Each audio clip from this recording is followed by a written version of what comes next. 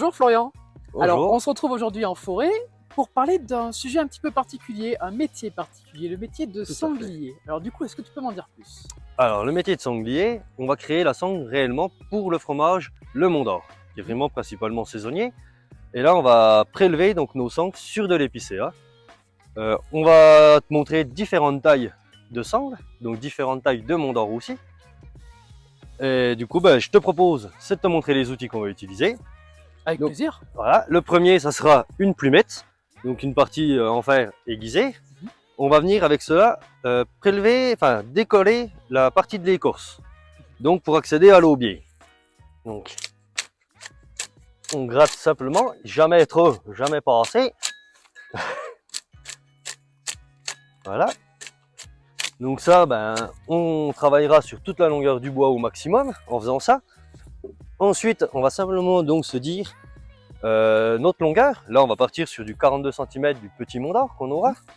Donc, on va travailler notre trait, un coup de cutter comme ça.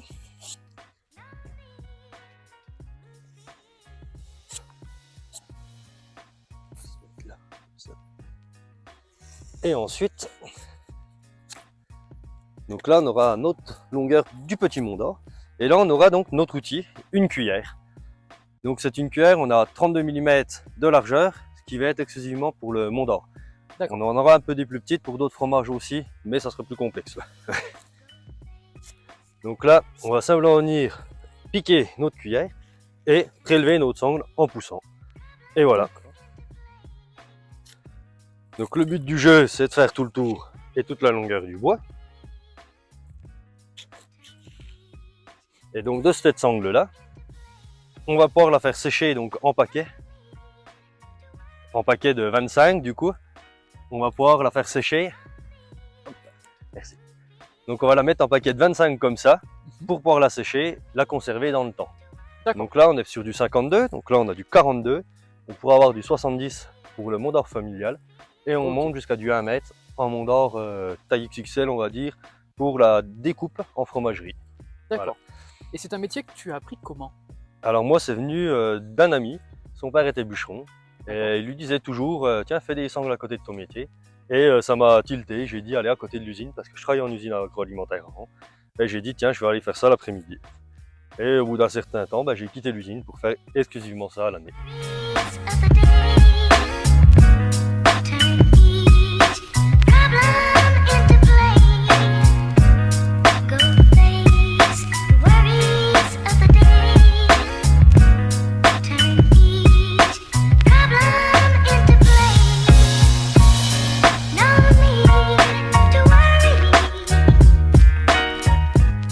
Bonjour Monsieur Guyot, vous êtes le directeur de l'établissement ici à Château-Farine, du coup du centre de formation.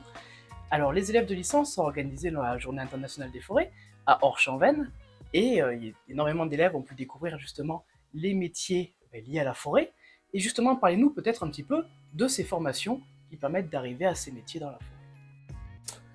Alors le projet des licences est très important pour la filière forestière, important dans la mesure où on a besoin de communiquer sur des métiers qui sont parfois mal connus ou je dirais même méconnus pour certains enseignants ou parents. Et donc cette journée internationale des forêts a permis de découvrir les différents métiers.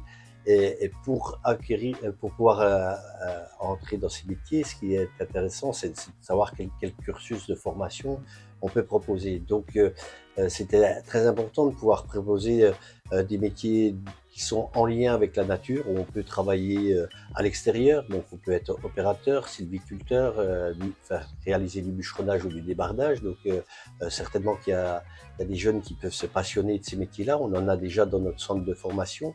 Donc on accède à ces métiers en passant soit par des CAP, soit par des bacs professionnels. On peut même avoir des formations en BP responsable de chantier forestier, où là on a des formations très professionnalisantes qui permettent de piloter une entreprise forestière. Ensuite, c'est un cursus de formation, donc on peut passer par ces CAP, ces bacs pro, continuer vers des BTS. Donc le BTS qui est reconnu pour de la gestion forestière, bien entendu, il y a un BTS spécifique sur la gestion forestière, où là on va apprendre les essences, comment piloter une forêt, comment obtenir des arbres d'avenir. Et donc ces métiers-là vont conduire vers les métiers souvent agents techniques de l'ONF, plus souvent connus sous le nom de garde forestier. Et ces entreprises de l'ONF, mais aussi du privé, avec les coopératives forestières, sont demandeuses et il y a des besoins de gestion de cette forêt. Parmi les cursus qui sont intéressants, on a des entreprises qui souhaitent que leurs apprentis, leurs apprenants, futurs salariés, ils passent par un BTS gestion forestière pour avoir une connaissance de la gestion de la sylviculture, et ensuite qui poursuivent vers des formations, soit en spécialisation en faisant un deuxième BTS en 1 an pour apprendre à communiquer, à acheter, commercialiser, échanger avec des élus. Donc quand on dit technico-commercial, c'est d'avoir à la fois de la technique forestière, mais aussi d'être capable d'avoir une relation commerciale. Donc c'est pas forcément vendre des produits, mais c'est avoir une relation commerciale pour pouvoir convaincre, serait-ce que des élus. Et aujourd'hui, on a des entreprises qui vont orienter vers ces BTS technico-commercial pour avoir le profil de professionnels qui vont acquérir ces compétences. Ensuite, ils ont possibilité de continuer vers des licences conseillers forestiers, où là, on va être déjà dans le projet, on va être cadre d'une entreprise, et par chance, les professionnels se sont mobilisés auprès de Château Farine, et on a pu passer un partenariat avec le CNAM pour ouvrir maintenant un master. Donc ce master va permettre de préparer des cadres supérieurs pour les entreprises. Alors, c'est la grosse entreprise qui a besoin de renouveler des salariés qui vont prendre leur retraite, mais ça peut être aussi des plus petites entreprises qui se disent je vais développer, je vais diversifier dans mon entreprise, et pour diversifier dans l'entreprise, l'embauche d'un apprenti en master, chef de projet chargé d'affaires, va pouvoir permettre le développement de cette entreprise et permettre le développement de cette entreprise.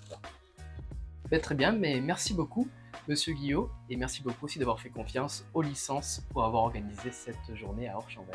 Mais merci à vous pour toute cette organisation qui était parfaite du début jusqu'à la fin. Merci à vous.